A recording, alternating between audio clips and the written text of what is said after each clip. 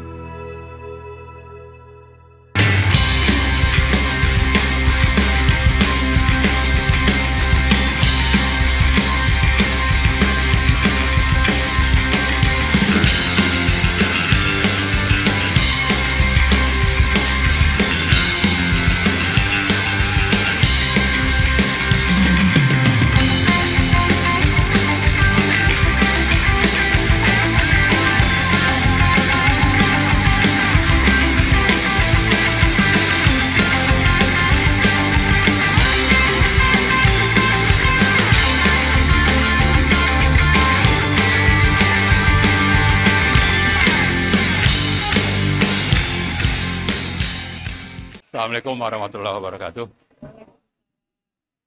Alhamdulillahirabbil alamin. Allahumma sholli ala sayyidina Muhammad. Pertama, saya kira kita perlu menanggapi atau memberi penilaian terhadap acara ini. Acara yang diselenggarakan oleh Bang Refli dan Forum Diaspora Indonesia, FDI. Jadi kolaborasi ini saya nilai sebagai awal dari gelar perkara khusus, ya. Ini gelar perkara khusus oleh rakyat, dan saya kira ini lebih objektif untuk menjadi dasar para pengambil keputusan, terutama Pak Prabowo yang punya kuasa terhadap Kapolri. Untuk diapain ini Kapolri? Ya, jadi menilai acara ini, tadi saya lihat presentasinya Mas Roy, itu sangat jelas. Lalu ada Lae Rismon. Ini sesuatu yang tidak terbantahkan. Jadi karena itu, tidak ada alasan seandainya pun nanti mau tertutup, ya. Kalau memang mau gelar perkara khusus, lakukanlah terbuka.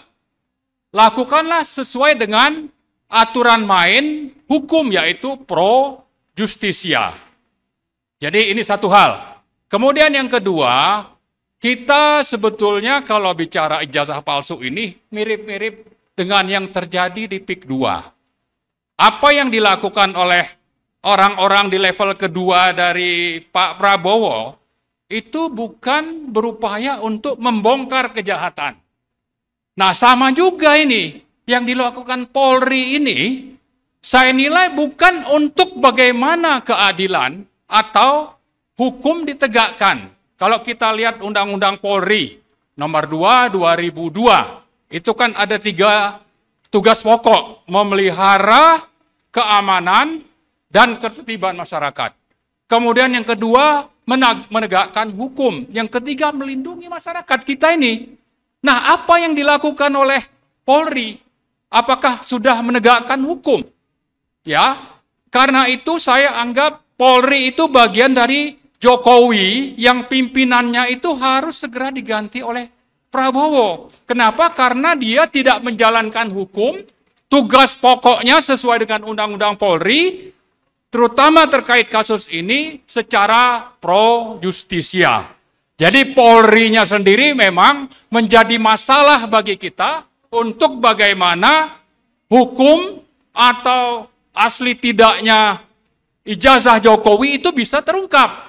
Kenapa? Karena memang tadi yang terjadi adalah bagaimana Polri itu berada memihak untuk melindungi bagaimana supaya kejahatan Jokowi ini bisa ditutupi, yaitu terutama dari sisi kepalsuan ijazah.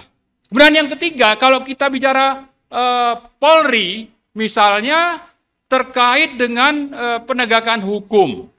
Bicara tentang bahwa Polri ini sebetulnya sudah menjadi bagian dari konspirasi yang di bawah kendali Jokowi. Sementara kalau bicara ijazah palsu, menurut KUHP 263, ini adalah delik pidana yang ancamannya itu 6 tahun, 7 tahun. Lalu setelah berbohong, dia menjadi presiden, kejahatan otoriternya ini bertambah-tambah termasuk menggunakan jasa dalam petik Polri. Belum lagi banyak hal-hal yang terkait dengan bagaimana petisi 100 misalnya, Pak Rizal hafal itu berapa banyak undang-undang yang sebetulnya dilanggar oleh Jokowi selama menjadi presiden. Jadi dimulai dengan ijazah palsu, pidana 7 tahun, berlanjut dengan berbagai kejahatan. Ya, ini kan sudah bisa sebetulnya kita menganggap Polri ini berkonspirasi, kolaborasi dengan Jokowi melakukan kejahatan. Termasuk bagaimana Polri itu bekerja untuk aguan misalnya. Atau berbagai hal lain. Jadi karena itu kita memang harus menyadari yang kita hadapi itu bukan cuma Jokowi, ini satu orang. Yang lain itu adalah Polri yang memang bagian dari konspirasi jahat. Jahat bukan cuma pidana ijazah, tapi berbagai kejahatan lain yang kita saya kira sudah banyak paham dan banyak sudah mengumpulkan bukti-bukti. Nah, jadi karena itu saya kira yang mendesak untuk kita lanjutkan adalah bagaimana proses pro justisia, terutama melalui yang namanya gelar perkara khusus itu bisa terlaksana dengan benar. Dan untuk itu ada beberapa lembaga yang kita ketuk pintu hatinya untuk juga bersuara. Salah satunya itu adalah partai. Saya mengasumsikan Bitor itu hanya orang di bawah dan tidak terlibat dalam pengambilan keputusan waktu pencapresan Jokowi misalnya. Jadi bisa saja Jokowi, PDIP itu tidak paham atau tidak tahu bahwa ini ijazahnya palsu. Tapi cukup banyak sepertinya partai-partai lain itu tertipu. Ya, karena tidak tahu di awal bahwa sebetulnya ijazahnya bermasalah. Ini sama kasusnya dengan Prabowo tertipu oleh Fufu Fafa yang justru melakukan hate speech, ya, menjelek-jelekkan keluarga Prabowo. Tapi itu terungkapkan setelah ada pencalonan presiden dan wakil presiden. Jadi saya tadi memperhatikan apa yang disampaikan oleh Pak Slamet.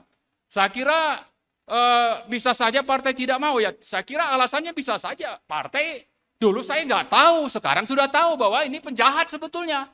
Saya tidak tahu kalau dulu itu dia berbohong, ijazahnya palsu, maka saya dukung. Tapi kalau sudah tahu dari awal, kan bisa begitu sebetulnya kasusnya. Jadi karena itu kita menghimbau ya, satu kepada Pak Prabowo, penjahat di Polri ini yang dipimpin oleh yang namanya Sigit Kapolri, itu harus segera diganti karena terlibat dalam proses kejahatan sistemik kriminal. Ya. Yang kedua, kita minta DPR juga menaruh perhatian dan melakukan sesuatu, termasuk PDIP. Ya, kalau sudah ditipu Jokowi, ya jangan diam saja. Ya. Jadi partai-partai kita tuntut. Kemudian yang ketiga, kita mau supaya kampus-kampus bersuara untuk menegakkan martabat ya bangsa kita ini. Yang ini saya kira aib besar ya, bagaimana perguruan tinggi yang dihormati kok malah melakukan kejahatan dan justru tunduk kepada Jokowi misalnya seperti UGM. Nah, karena itu juga mungkin saya sepakat itu yang akan dilakukan oleh alumni, sudah menyatakan pernyataan sikap, dikasih ultimatum berapa hari, ini supaya mundur saja itu yang namanya rektor dan semua pimpinan yang ada di atas yang membela ijazah Jokowi itu. Kemudian yang mana yang lain? Saya kira ormas-ormas ya, atau gerakan-gerakan dari mahasiswa dan sebagainya, mari kita bergabung bersama-sama untuk apa? Untuk supaya yang namanya gelar perkara khusus pro justisia ini bisa benar-benar terwujud dalam waktu dekat. Nah, terakhir sekali, saya kira kasus Gus Nur dan Bambang Tri, itu nomor perkara 529/2022. Itu karena memang presidennya masih Jokowi, kemudian MA-nya bisa diintervensi, maka tidak pernah terjadi proses pro justisia. Tidak pernah terjadi proses terbuka untuk menunjukkan bahwa ijazahnya itu palsu. Dan di sisi lain untuk melindungi bagaimana itu bisa dilaksanakan, pengadilan itu mengatakan bahwa ini bukan, tidak bisa, pengaduan tidak diterima. Yang tadi disebutkan oleh Bu Kurnia itu tentang no. Bahasa Belanda saya nggak tahu Pak Rizal. NO, ya no. Itu artinya bahwa memang pengadilan itu tunduk kepada keinginan Jokowi yang kebetulan waktu itu masih jadi presiden, maka tidak terjadi proses pembuktian, tapi di sisi lain dicari-cari kesalahan bahwa Bambang Tri itu melakukan podcast dengan Gus Nur untuk mengungkap ini tuntutan. Malah apa yang mereka lakukan itu jadi delik untuk mereka ditangkap dengan menyebar fitnah. Maka mereka dihukum 6 tahun. Nah, saya melihat kalau kita urut laporan dari TPUA Desember 2024, lalu diputus ini ijazahnya asli, bukan diputus, dinyatakan ya, tanggal 22 Mei, maka ini sama seperti tadi, NO. Ya kan, niatnya mau NO. Di sisi lain tanggal 30 April, itu Jokowi datang ke Polda. Lalu setelah itu dipanggillah atau disebutlah tadi ini menjadi saksi yang sekarang menjadi terlapor. Jadi ini sudah kasus Bambang Tri dan Gus Nur itu menjadi presiden, menjadi rujukan bagi polisi terutama ya. Yang dulu itu bisa berjalan lancar, ini coba diambil langkah-langkah ini oleh Polri. Dulu lancar karena presidennya Jokowi. Presiden ini apakah akan dibiarkan oleh Prabowo? Presidennya kan sudah berganti.